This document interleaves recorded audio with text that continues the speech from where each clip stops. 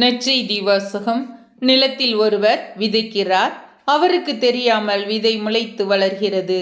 Mark எழுதிய தூய நற்செய்தியிலிருந்து வாசகம். அதிகாரம் 4 இறைவசனங்கள் 26 முதல் 34. அக்காலத்தில் இயேசு கூட்டத்தை நோக்கி, இறையாட்சியை பின்வரும் நிகழ்ச்சிக்கு ஒப்பிடலாம். நிலத்தில் ஒருவர் விதையை விதைக்கிறார். அவர் இரவில் உறங்கி பகலில் விழித்திருக்க அவருக்கு தெரியாமலே விதை முளைத்து வளர்கிறது. முதலில் தளிர், பின்பு கதிர், அதன் பின் கதிர் நிறைய தானியம் என்று நிலம் தானாகவே விளைச்சல் அளிக்கிறது. பயிர் விளைந்ததும் அவர் அரிவாளோடு புறப்படுகிறார். ஏனெனில் அறுவடை காலம் வந்துவிட்டது என்று கூறினார். மேலும் அவர் இறையாட்சியை எதற்கு ஒப்பிடலாம் அல்லது எந்த ஓமையால் அதை எடுத்து சொல்லலாம்?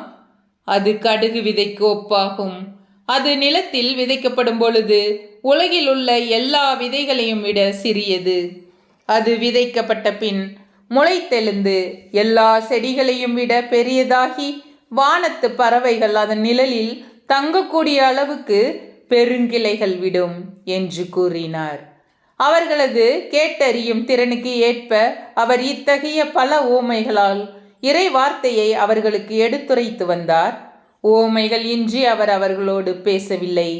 ஆனால் தனிமையாக இருந்தபோது தம் சீடருக்கு அனைத்தையும் விளக்கி சொன்னார். ஆண்டவரின் அருள் வாக்கு. கிறிஸ்துவே உமக்கு புகழ்.